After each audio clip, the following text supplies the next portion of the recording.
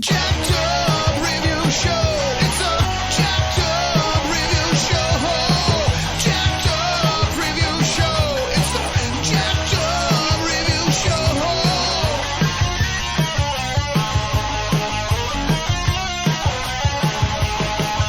Join us as we cover many an insane movie and numerous cult TV phenomenons. Are you ready to get jacked up? Are you with us? Then listen on. Listener discretion is advised. It's a Jacked Up Review Show. It's a Jacked Up Review Show. Jacked Up Review Show.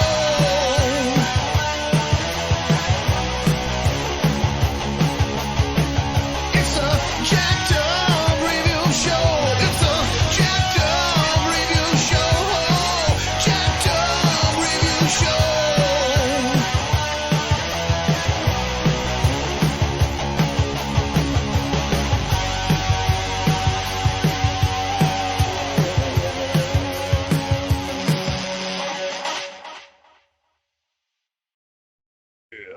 What's up, Daniel?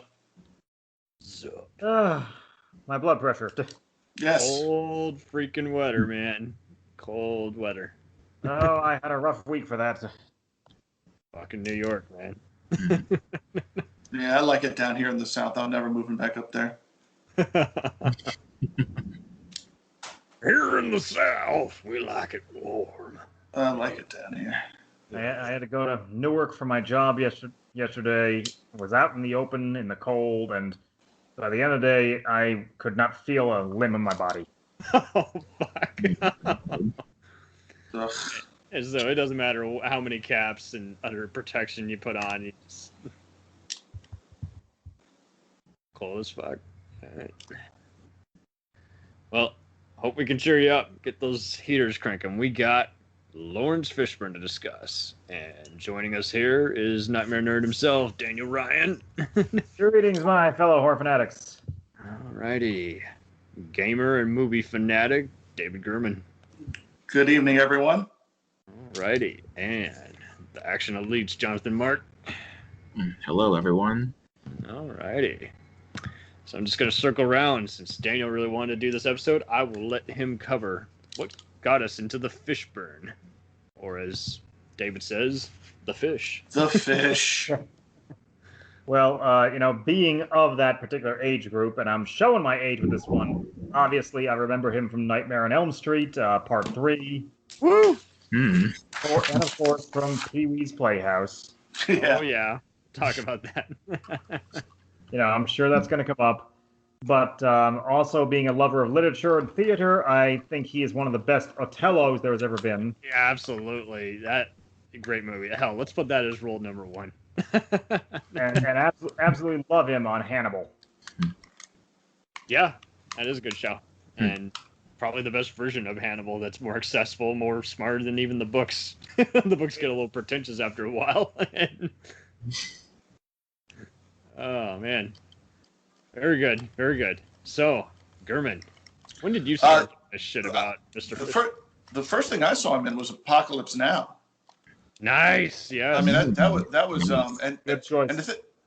and he's sort of his role in that movie is interesting. He plays sort of the innocent. I think all the different characters on the boat in that movie represent sort of a different progression of a soldier in war. You've got the grizzled veteran who doesn't care about anything. That's what makes a good war movie. But yeah, the boat captain is sort of Mr. Clean. He's the innocent, right? Laurence Fishburne is Mr. Clean, the innocent sort of. He's still a kid. He's basically, I think he was only like 15 or 16 when they filmed that. He like auditioned when he was like 16, and then he got it like when he was 17, and he absolutely lied. He's like, yeah, I'm old enough. I'm 22. Right, and he looks, I mean, he's so, it's hard to believe it's the same person. He's so skinny and so young, and he's so innocent in it. He's everything. He's just is still in awe that he's even like out of this big city where he grew up. I forgot if they mentioned where he's from, where he's supposed to be from. He's born in the South Bronx. That's what it was. Yeah. And his death is actually affects the captain the most. Oh, my bad. The character's supposed to be 17. He was only 14. 14. Yeah, I know. I knew he was very young. But yeah, that's the first thing I remember seeing him in. I think it was the first thing he was ever in. Not the very first thing, but Yeah. I mean, he'd done the blaxploitation Cornbread Earl and Me, which got to be parodied in a few recent movies about that type of film style recently. But yeah, I think it was made fun of in Dolomite recently, and he just figured is like, I don't want to be a ghetto kid. I don't want to be just this. Yeah. And that is. Let's list that. Hell, fuck. Let's list that as role number 2, because I mean that role. I mean, to be the kid who's just going along and participate in the war crimes, and as well as just knowing that this is just one fucked up mission he never signed up for. He really brings so much characteristics to that movie. Yeah, he's kind of goofy and innocent, and I love the scene in the extended version, the director's cut of Apocalypse Now, where I can't remember what one of the other soldiers is in the shack with one of the Playboy bunnies, and she looks up and sees Fish there, and he's, "Who are you? I'm next, ma'am." That's such a great line. Right? He's like, "Hey, I'm here to get some pussy and next, take ma'am. some names. I'm next." I forgot about that scene. Jesus. Alrighty, Jonathan. When did you start giving a hoot about Laurence? Well, I'm gonna be obvious, but the one I saw him in first was actually The Matrix. Woo! Morpheus. Probably Mhm. his best role. I can't see the movie without him in that, really. I mean, Exactly. to be that Obi-Wan type persona mixed with, a black samurai, and just the way he even sits in the chair and just is like, "Are you listening?" Mhm. Mm-hmm. Some serious shit. You gotta listen. And he's got such a commanding presence on screen. I was about to Anyway, say. he was perfect for that role. Absolutely. Were you listening to me, or were you looking at that woman in the red dress? The Yeah, red hair. when Fishburne says something, you have to pay attention. Oh, exactly. Right. Any movie he's in. Were you Especially listening to that the one. awesome soundtrack that was part of the movie? What? Oh God, yeah.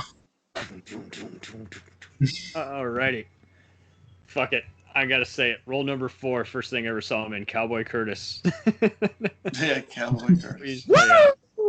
He could play. I wonder, could he actually play the guitar, or was that just all part of the act? Probably. I don't know. He probably learned, maybe. He'd done some TV guest spots like MASH and Trapper John and the miniseries of Rumor of War and When Life to Live, the soap opera. But yeah, that's, as far as I'm concerned, that's the role everyone should watch. Because it's just, he complements the rest of the cast with all the other wacky guest stars. And he would always just show up and basically kind of like Morpheus, just shout off some wisdom and say, "We're going to party or not? We're going to eat?" What? And Badass. there's so many aspiring actors that would look down on a role like that. They'd think being in that show was stupid. He threw himself wholehearted. That's the kind of professional he is. Right. And it was a great show. It was a great show. Oh, yeah. It was so different, so bizarre. My In the best way. and it is kind of funny how everybody, you can tell who's seen it and who hasn't, and, Oh yeah, you can Say tell certain- what kind of person they are. right. Nah, connect Yeah. donuts. Nah. All right. I'm gonna give you role number 5, Daniel. What's a role that just really is just so badass? Well, I've already mentioned it. I'm going to say he is probably the best Othello we've had. Oh, I just include that as role number 1. Oh, sorry. Let's see. Looking at his other roles, well, we already mentioned, not Will Graham, I'm sorry, on Hannibal. Yeah, let's go ahead and mention that. I mean, so Yeah. It is interesting because he'd already done other procedurals by that time, and here he is trying to outthink the title serial killer and falling into some traps. As much as I respect him as an actor, he had been one of the last people I would have thought of for that role, yet he did make it his own. Yeah, previously played by Scott Glenn in Farina, the Dr. Crawford role. So yeah, special agent in charge. That's it. Thank you. Sorry, I couldn't think of the name. Oh, good. I know. I'm But, so distracted by Buffalo Bill and Clarice. Yeah. But, in point of fact, for me, the key scene is, I believe, from season 2, where he actually beats the living crap out of Lecter. Yeah. Because, we'd previously seen it vice versa. Lecter beat the crap out of him, and it felt believable because, Mads Mikkelsen's Lecter got the drop on him. But probably no small part because of his work as Morpheus. When he's beating the crap out of Mads Mikkelsen, you believe it. Yeah, that's great. Well angled. Laurence Fishburne is such an imposing physical character too. Not just his voice, but physically, he's very imposing. As he's gotten older, he's gotten larger. He's a very large person. Like in Apocalypse Now, he's so skinny, Yeah. But he's not. Yeah, he's very huge and broad-shouldered and ripped now. Yeah, imposing. Oh yeah, so imposing. Oh man, some good ones. Alrighty, so I'm gonna give rule number 6 to David. Okay, well, I got this only because I watched this the other day. Lieutenant Charlie Stobbs in Red Heat. Yeah. Sort of an overlooked gem of the buddy cop era from 1988. Yeah, and that's sort of it's more than the sum of its parts. It sounds ridiculous, Schwarzenegger's the stoic Russian, the cop, but Laurence Fishburne's in there. Laurence Fishburne is actually, he's not a bad guy. He's the police lieutenant who, I want your badge, I want your gun. He's the counterpoint. Still very thin back then, but you could already see him turning into the great actor he would become in that. And I love that movie. If you haven't seen Red Heat, it's worth a look if you're at all into buddy cop movies. Belushi's got some great lines. Just an overall fine example of the buddy cop genre, I thought. Absolutely. And he gets some of the best cursing in that whole movie, too. Yeah. Fuck out of my face, asshole. And he gets to play a bad guy. Like I said, not an actual villain, but, the dickhead cop lieutenant. Yeah, opposing force, where he is like, you guys are never going to solve this case. Right. He's very unhelpful. He feels like they're wasting his time because each time he does the raids, he comes up with nothing. So he just wants to, that's how he vents. Yeah. And Walter Hill, again, he did it right after 48 Hours, and Walter Hill is just. I love anything Walter Hill ever did. The Warriors is, the greatest movie ever. Come out and play. That movie is so good. The only thing would have made that movie better if Fishburne was in it. He was a little young for it at that point, but he would have been particularly great. the 90s Fishburne, he'd have totally fit. In fact, I need to go watch The Warriors now. I love that movie so much. Yeah. Yep. Which would actually lead to another suggestion of mine, by the way. Sure. Roll number 7. Hit me. Well, I'm actually going to go with 2 and 1 for you here. Two of his lesser considered ones when he was the gangster Marion Bishop in Assault on Precinct 13. Absolutely. Yes. That's one of those roles I could not picture anyone else pulling off. That's where he was staying relevant. He was still evoking his smooth Morpheus image while also kind of going for a lot of B action stuff like he had done before pre-fame. And like you say, everyone just drew the remake card and was like, fuck this, never going to see it. But at the same time, when he did a voice role, which why doesn't he do more of that, in that god-awful movie Osmosis Jones as the gangster German bad guy. I forgot he was in that. Like he can be this definitive, intimidating gangster character, and I don't know why he hasn't done it more. Well, I mean, that leads me to role number 9, Death Wish 2. Oh, wow. Sleaze, shitty person in that, and just watching all the other guys rape Charles Bronson's daughter to death is like... Yeah, including a very, very young Jeff Goldblum. No, he was Death Wish 1. He was in the original one, right? That's right, he's in the original. It's amazing how many careers came out of Death Wish. Start off with Rapist and Death Wish. Danny Trejo's in part 4 and gets blown up. So yeah, there you go. True. part free. You killed the giggler, man. The giggler, yeah, that's right. And God, I'd forgotten about Deanna that. Troy is in there and doesn't You say. know, and just on a side note here, as someone who remembers New York in the 80s, you know, I've tried thinking of Warriors and Death Wish, particularly the Giggler. I try to explain, you know, back then, gang culture was a lot different. Well, New York was portrayed so humorously in the 80s. We did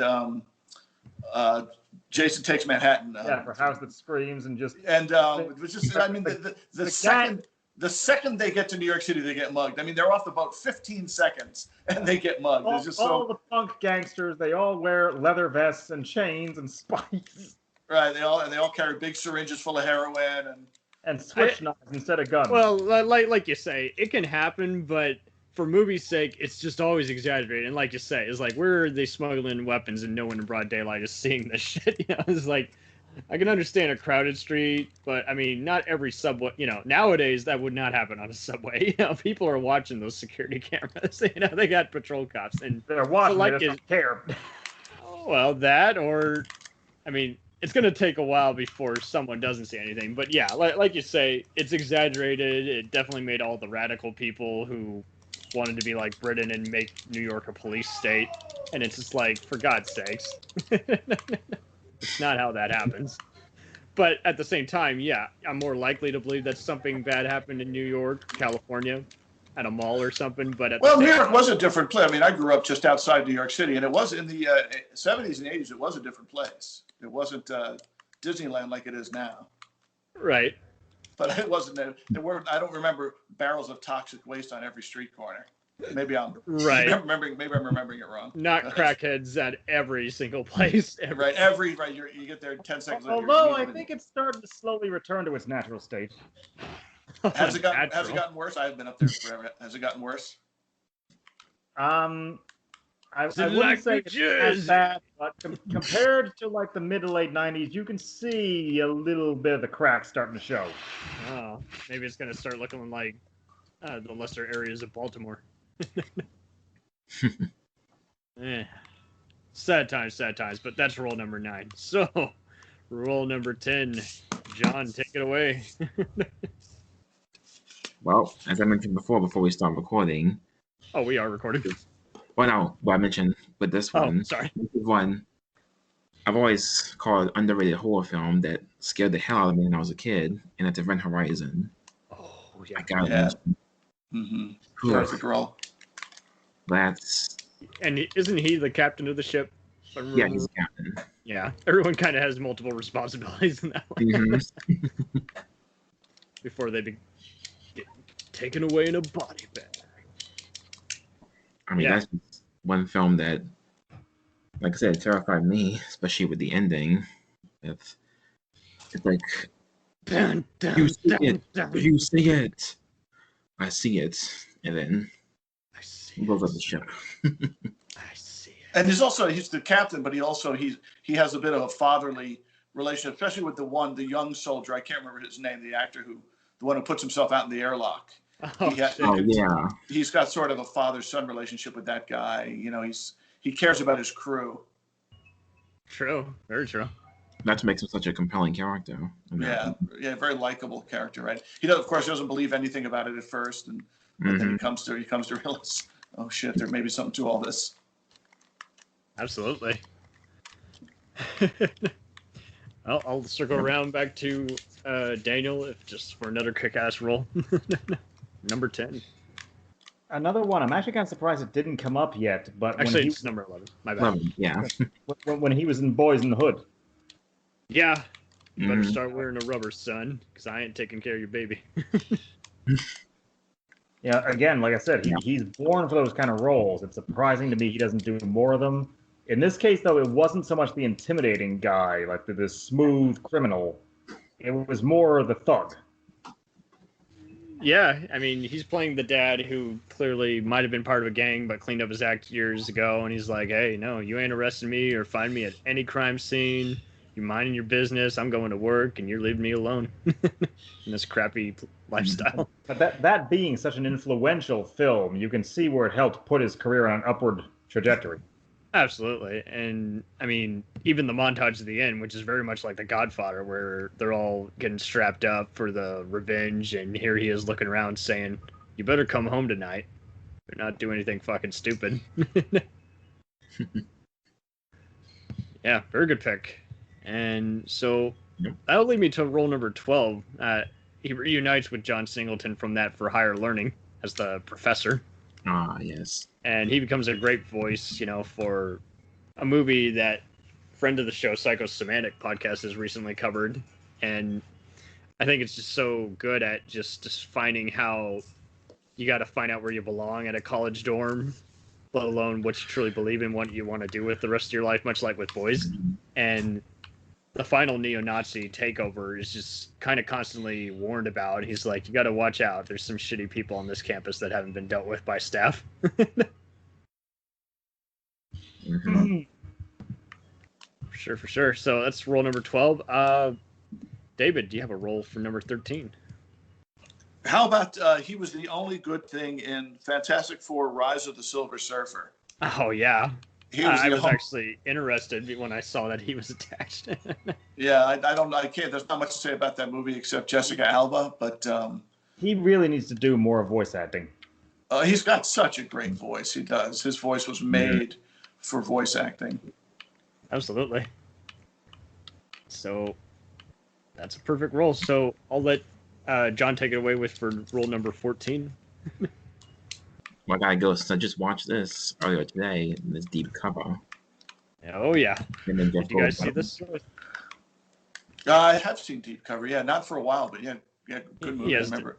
It Mhm. kind of takes a step up from Point Break and actually just kind of shows how this man who was in an abusive lifestyle, saw his drug addicted dad killed in front of him, becomes a cop, and how he basically has to kind of gain everyone's trust. He just plays so perfectly off of Kingpin Jeff Goldblum in another role that's atypical. And I wouldn't be surprised if that was part of what got him in Assault on Precinct 13. I wouldn't be surprised, especially when you see I could him. see it. I could see it. I mean, for sure. My love was him trying to balance, whether he's a cop or a drug dealer, and then he finally figures that out at the end. Right. He has this dilemma. Is like he's been so undercover, and the narcs who are using him are being so unhelpful. Mhm. To where he's just like, "Are you going to use it or not? Because if you're not, kiss my ass. If you are, good on you. Let me do my thing before they see me with you." Mhm. So I'm going to let you guys talk about his role as the Bowery King in John Wick for role. Oh god, yes. Did any yes. of you know he was joining the cast prior to this? I think I saw one brief clip, but I didn't know. I just forgot before going in. It was like, oh, that's right, he is in this movie. I think it was the trailer that surprised me when he shows up. Okay. That's how I knew he was in it. There you go. Yeah, I think he didn't did do. There's one of those totally random appearances.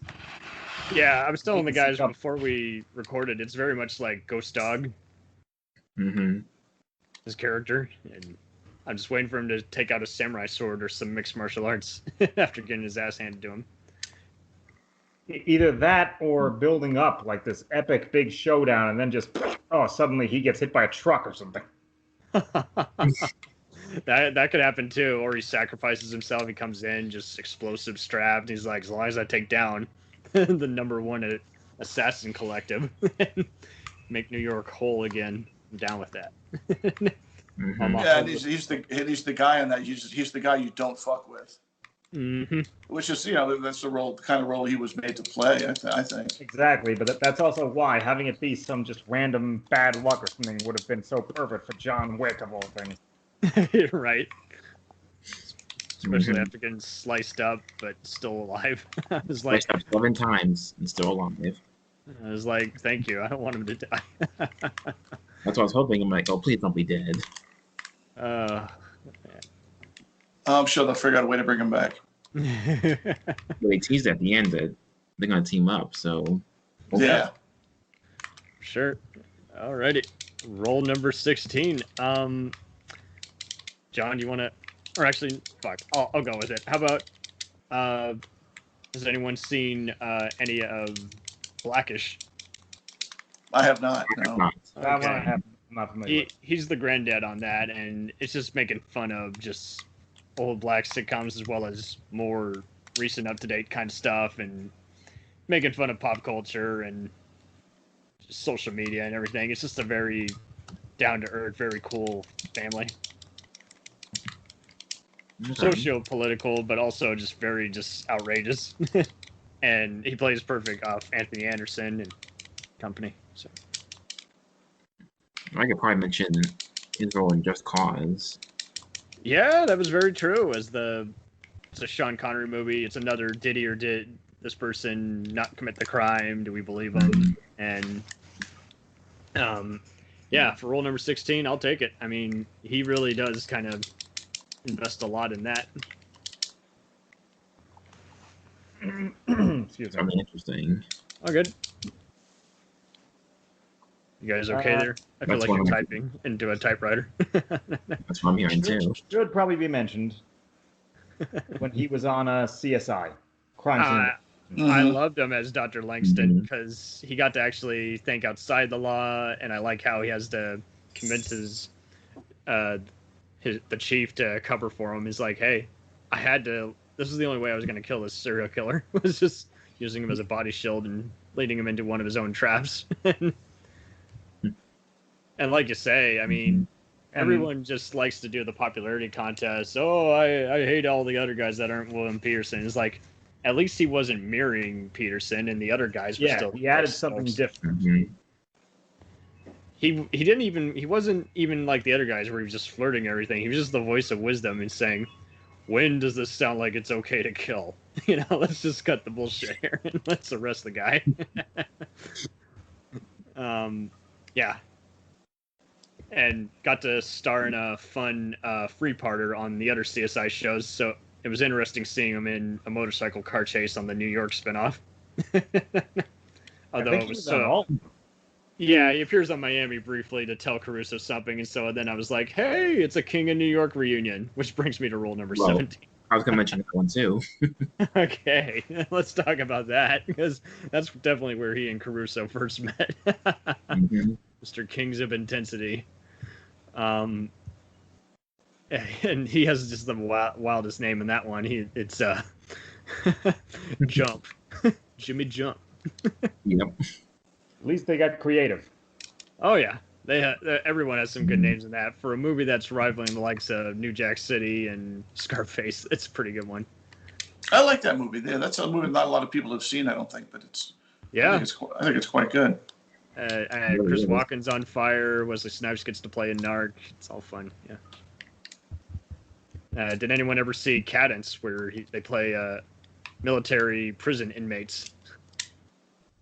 I remember hearing about it. I don't think I've ever seen it. He and Charlie Sheen, and it was directed by Martin Sheen, and he gets to play like one of the general's guys who's basically abusing his privilege and killing some of the inmates. Solid, well-acted movie. I guess for rule number 19, I'd say Once in the Life, which is another... It's based off a stage play, but much like King of New York and Deep Cover, it's a very interesting crime thriller. And I think Fishburne actually wrote the play. It was called Riff Raff, and it's just talking about this guy who's, again, he's a drug dealer, and he's trying to get away from fender benders, narcs, and other gangsters who come walking to him and fucking with him. It's a good cast. It includes Annabella Sciorra, Michael Paul Chan from The Closer and Falling Down. It's got Titus Welliver and Eamon Walker from Oz. Solid all-around movie, and it was wild because I remember seeing it one time and I was bored shitless. Then I resaw it again years later on cable, and it's like, this is very good. This feels like real people trying to get out, and it's got some dark humor without having to rip off Tarantino. To where it's just like everything they're doing, they're still running into a dozen other just violent incidents. There's no pleasant way around this. Man, these are going. You haven't mentioned his role as Ike Turner What's love got to do with it? I was Oh wow. Yeah. gonna hopefully get there That's eventually. Yeah, worth I think that's a perfect 20 to cap off the list because I even had a professor in art who would talk about Fishburne. He's like, "Oh man, great actor," but for the longest time, I couldn't get over hating him as Ike because he just studied that man to a T. Mm-hmm. Playing off his Boys in the Hood wife, on-screen wife, Angela Bassett in that one was pretty cool. And she did a good Tina Turner, and as Ike, he much like The Doors, it's a good music drama that gives you an idea of the general cliches that were going on inside that person's head and their ego, and how he thought that stardom was kind of made him exempt from following any kind of rules or society norms. Mm-hmm. And yeah, I mean, I think when he first meets her, he like kisses her on the hand and says, "You can't find any better man," or some shit like that. And very true. So I guess we'll just go into some honorable mentions. I mean, he was interesting in the dystopian post-apocalyptic movie, The Colony, with Bill Paxton. No, I thought about that one. I thought he carried it. What couldn't Bill Paxton make interesting? Oh, I don't know. Yeah, we miss him. You totally do. Yeah.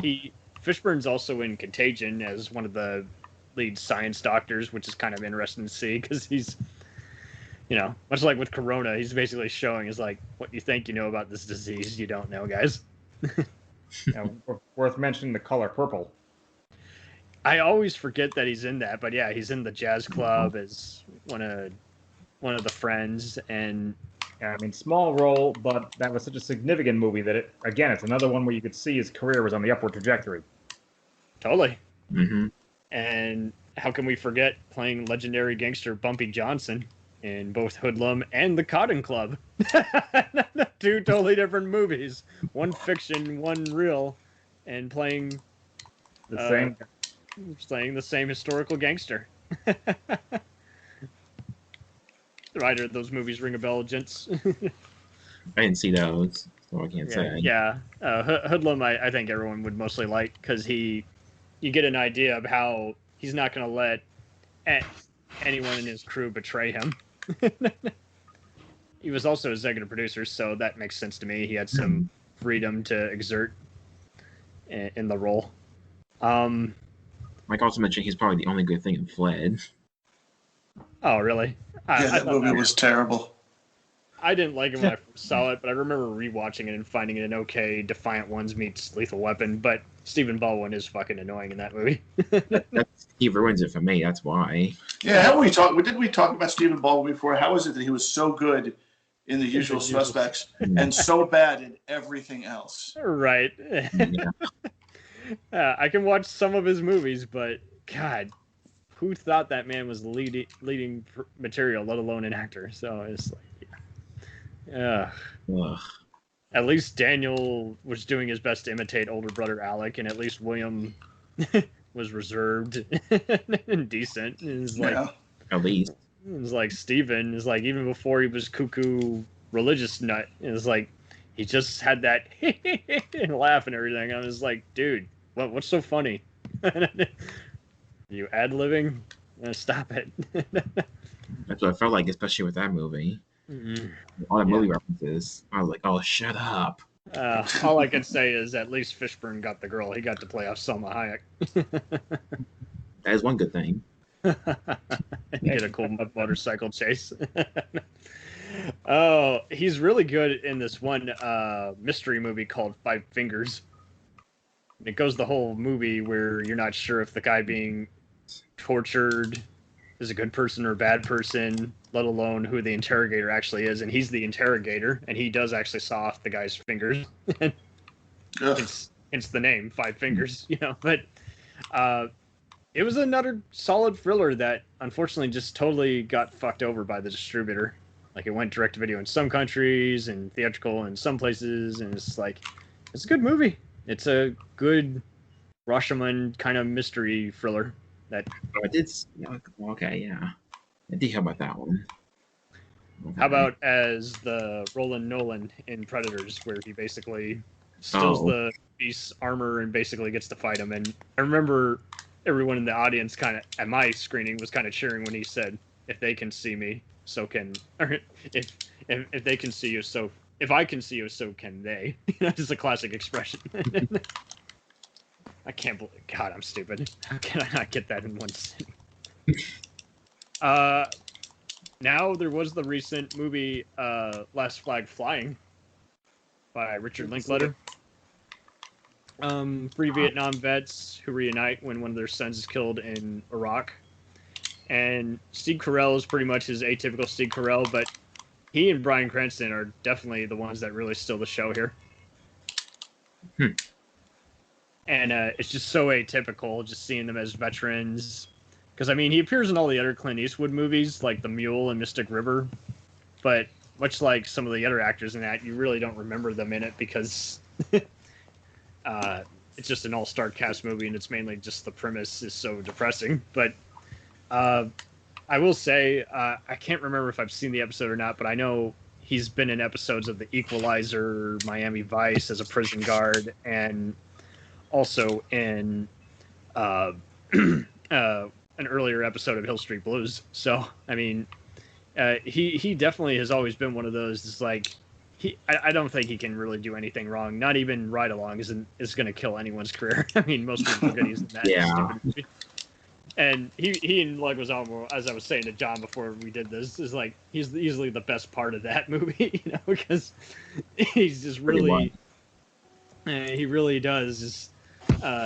He didn't care, and yet at the same time he was hamming it out because he just knew he just had the look on his face of this movie is whack. I'm out of here. He does play Alex Haley in the rehash of Roots, from what I saw, and that was good. I liked his portrayal of Nelson Mandela, although I thought he was a little too old to be playing that role, and that there were better versions of that. But interesting miniseries. He really did command as like the main squad leader of black World War II pilots in the Tuskegee Airmen. He also gets to play off Alfred Woodard in Miss Evers' voice, which was also part of that same experiment. So he's definitely been an interesting actor that's been able to bring up a bunch of social causes as well as just brutal revenge, just blunt honesty in every role he takes on. Like, stills every scene in Pee-wee's and Blackish as the granddad. So, I mean, to see it, I know he was getting some award consideration for this hostage drama that premiered on Quibi and that then got acquired by Vudu.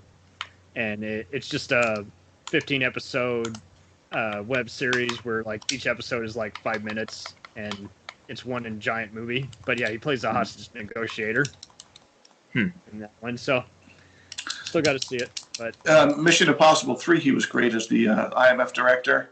That's true. He's got some great dialogue in that. Yeah, I love how he's looking at Tom Cruise and he's like, "You are not getting out of here." Yeah. A traitor, and I despise you. And like I said, with that voice, he can take the simplest dialogue and make it so phenomenal. Right. It really wasn't even all that remarkable a role, but he kind of made it better because he just had enough screen time. And I love how he doesn't even apologize. He's like, "Good job, agent. Yep. You proved you were innocent." But Well, he was doing his job the best he could with the information he had. Yeah. He's really has a brief role in the Michael Mann produced movie Band of the Hand. That's a movie that gets trashed a lot, but I thought he was amusing as Cream. I have not seen it. He's also in the Coppola film Gardens of Stone, which is an interesting film showing Vietnam vets just coming home and having to do ceremonies. So I like how he has that modus operandi too. When he's done doing the fatherly figures, the doctors, and the crime roles, then he has the soldier roles, and it's like, that's awesome. You know. Probably worth noting he is part of the MCU as well. Yeah, that's right. He joined Ant-Man. I thought he was the best part of that silly movie. I'm almost amazed he didn't get some other roles. Yeah, he even gets a fight scene, so that's good. He also have DC Universe also. Yeah, he's Yep, Perry, the head of the Superman newspaper review company. Yeah, Hmm. he's supposed to be in a movie with Liam Neeson called The Ice Road. That's going to be helmed by Jonathan Hensley of Kill the Irishman and Punisher fame. So, How about I Clash the Titans? Oh boy. that was taken by Forrest Whitaker. All right. It's Morpheus versus the guy who turned Obi-Wan Kenobi. Yeah, there you go. There you go. There you go. I sense that's probably what will happen in this. I know he was in an episode of the 2015 rehash of the Muppets, but I didn't see that particular episode, but I'm sure it was funny. He just played himself. Cool.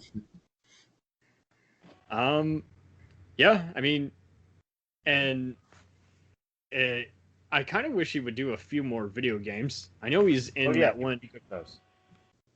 He was in a 2000 Spider-Man game, which I think I might have played, where you were stopping some robberies in process. Yeah, I think I did play that one. It was for PlayStation 2. And he played there and some. Yeah, he played like Yatu the Watcher. So extraterrestrial. He's been in a few alien sci-fi thrillers and other stuff like Passengers and The Signal. And each time I just kind of thought he was the best part of those. I haven't seen the movie Standoff, but it's kind of a similar Assault on Precinct 13 kind of role, although he's playing a very hammy hitman in that apparently. So, been good in 21, if I remember correctly. I always forget that he's in that. I'm surprised we didn't bring it up on the Spacey episode. No, I'm surprised. He was in Armored, but I didn't feel like there was anything to his role. Yeah, that wasn't much. I enjoyed it as a one-time watch. He's also in the movie Tortured as a terrorist who's, again, being tortured. Hence the name. You're right, hence the movie. It's kind of a junky movie, but if you just want a brain-dead, just mindless action movie with some good acting, that's the way to go. He's gotten to be in a bunch of different documentaries, kind of like Keith David, so I'm not surprised when I see his voice appear as a narrator on a PBS type thing. He's done plenty of other cartoon voiceovers, way better than Osmosis Jones, apparently. Marvel is developing this thing called Moon Girl and Double Dinosaur, and he's supposed to be a big part of that. So yeah, it's interesting how he's part of the DC and Marvel universe. Earlier on, he was like a brief part of the music video scene, but did anyone ever play those true crime video games? I did not. I know he was in the New York City one, and he got to play off alongside people like Chris Walken, Mariska Hargitay. Big all-star cast. That damn game. Mickey Rourke. Just throw in Tim Curry. Was Tim Curry in that? I said no. Just throw in Tim Curry. You've got the. Oh yeah, that would be funny if they did that. Truth be told, when I think back, I'm amazed he didn't do some of those old school PC games with those really lousy cutscenes. Right, where Chris Walken did them, but he didn't. You know, I guess he just said, "I'm not down with those video games unless my kids ask him about it." Where everything was full motion video. You talking like full motion video cutscenes? Yeah, where it was clearly against a green screen, and then the cinematic would freeze while you interact, and then it would, once you press the button, it would come back to life again. To summarize it, Tim Curry going, "I will escape to the one place not corrupted by capitalism." Yeah, just wait. Christopher Lee doing the time warp. Tim Curry, he was a treasure. He's a treasure. Still is. Yeah, absolutely.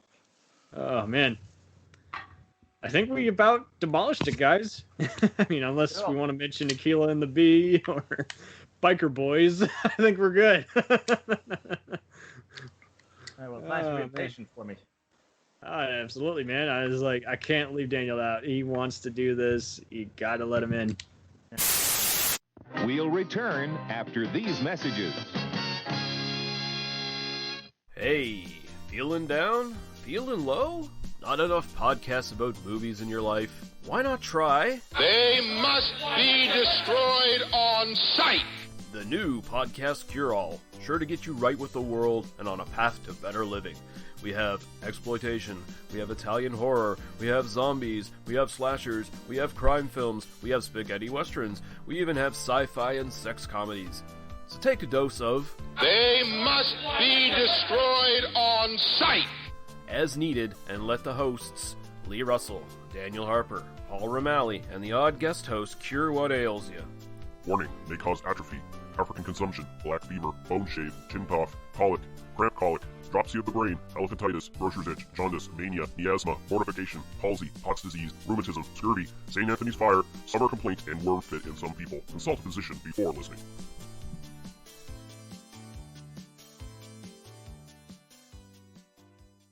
Hey, I heard you like movies. I heard you like to hustle. I heard you like podcasts. Well, guess what? There's a podcast for you out there called The Home Video Hustle. Damn right. Every Friday, we talk about whatever movie PJ picks out the bag. What does that mean? Every Wednesday on our YouTube page, I put a bunch of movies in a bag, and PJ picks one out at random. And then we just watch it. We talk about it for maybe like an hour, hour and a half, 2 hours, whatever we feel like doing, wherever the conversation leads us. But do we actually talk about the movie? Most of the time. Tangents galore. Yes. So believe me, we may be a movie podcast, but it's not always about movies. We may talk about video games, music. Yeah, that's the big one, music. Sometimes we might get a little bit of politicalness in there. Yes. Sometimes we may just, we know what we like to do. We like to tell stories, PJ. Yes. I am the master storyteller of the podcast realm. Undefeated. So if you like to hear about movies, video games, whatever foolishness comes to our mind, the most random stuff you could think of, check out the Home Video Hustle. You can find us on the Stitchers, the Google Play, Apple Podcasts, What else? Podbean, What else? Podcast Addict, Goddamn. all that. Ain't no reason you can't get your hustle on. We everywhere, worldwide, baby. Hustle, motherfucking hustle. Hey, we can't cuss in the promo, PJ. We gotta be family friendly. There may be podcasts out there that don't want his hair say all that good fun stuff. Well, you. Don't run the listeners away, PJ. I'm sorry. But this is going kind of long. Yes. So we'll end this and say, hey, check out the Home Video Hustle every Friday on all the various podcast outlets. Peace. Peace.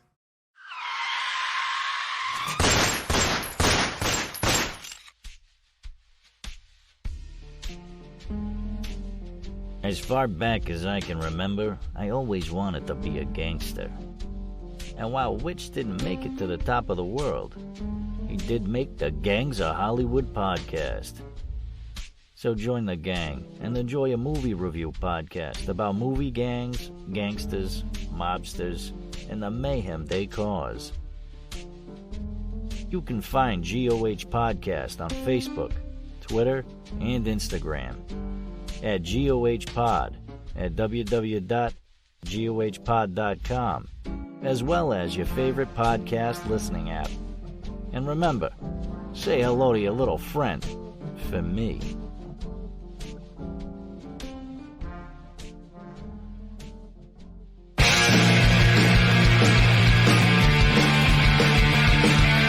If you take two old punk rockers who are past their prime, put them in front of a movie screen and give them a podcast, what do you get?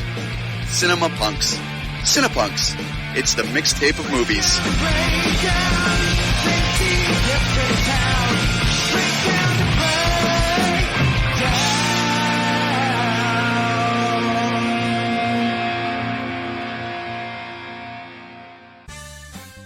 Did you ever see a film at such a young age it left you traumatized with cinematic wounds?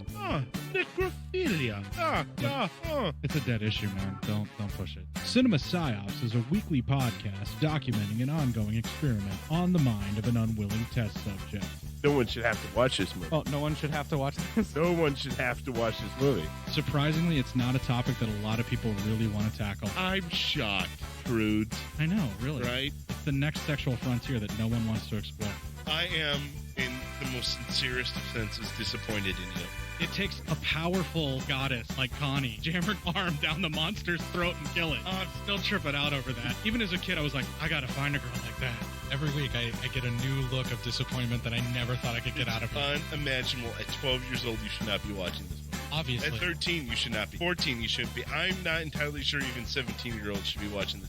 Just because you're offended by something doesn't mean that you have the right to demand that it doesn't exist.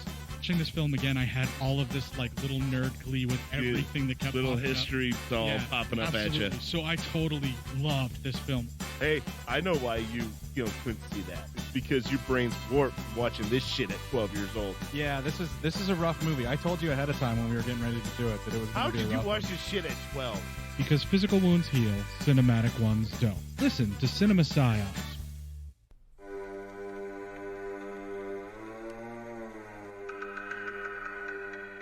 Hey everybody, I'm Corey. And I'm Zach, and we're the hosts of Podcasting After Dark, a cast dedicated to late-night horror and sci-fi of the 80s and 90s, often found on HBO and Cinemax. You know, the movies your parents didn't want you watching as a kid. You can find us every other week on Apple Podcasts, Spotify, Podbean, and Stitcher. This is what you want. This is what you get.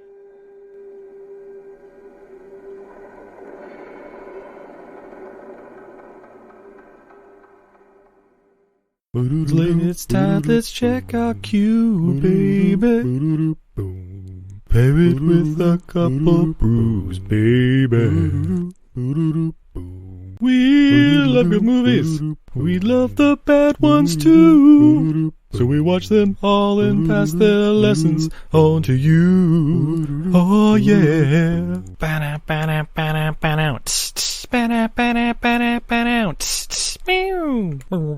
Everything I learned from movies helps to make life a little bit groovy. Whether one last plot holes or gratuitous movies, it's time to get busy with your friend Steve and Izzy at eilfm.podbean.com.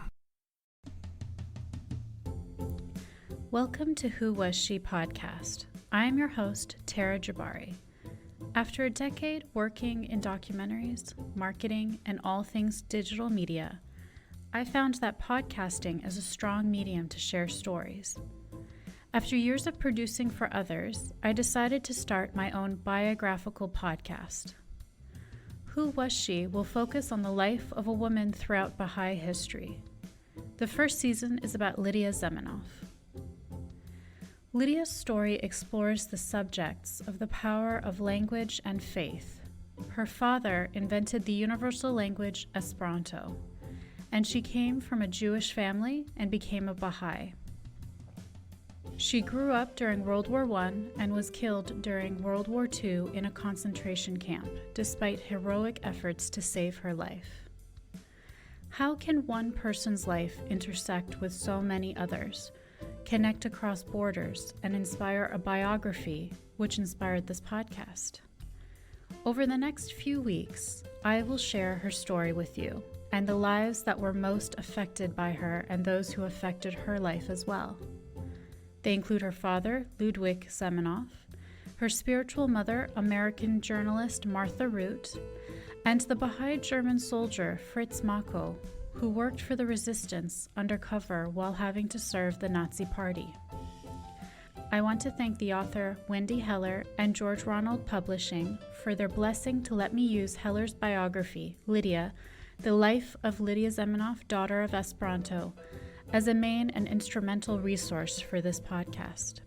So please subscribe and learn about this amazing woman who traveled through 3 continents in an effort to bring unity through the power of language.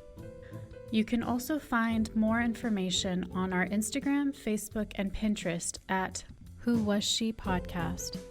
Music was composed and performed by Sam Red. I am your host, Tara Jabari. Join us next time as we begin our journey about Lydia Zamenhof.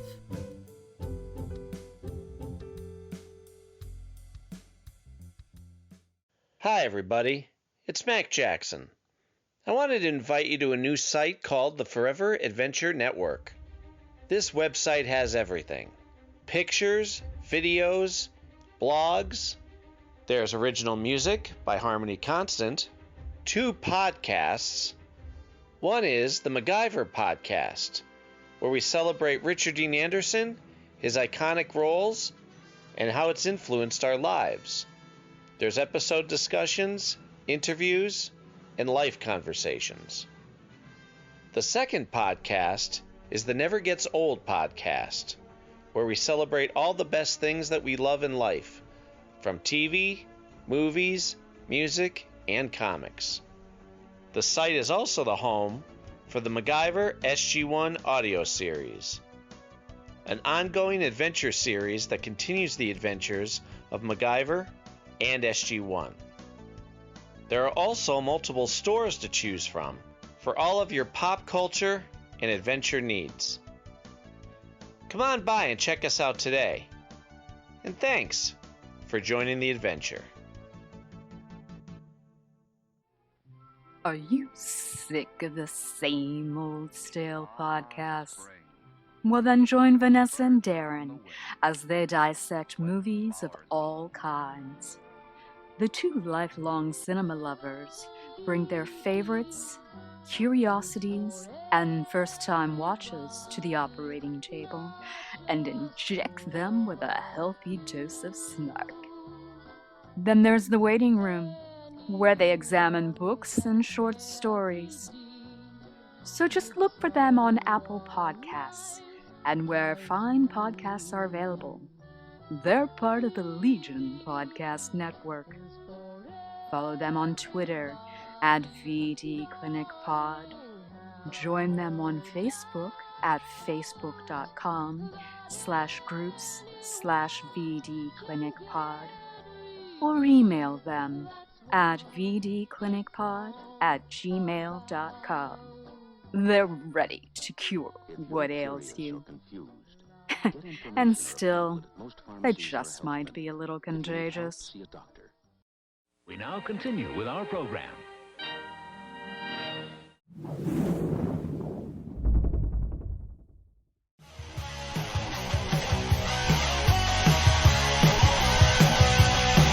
Follow us on the web on Facebook, Twitter, and Instagram.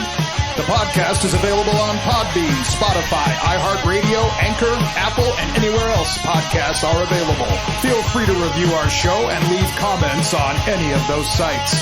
Thanks a million for listening. It's a jacked up review show.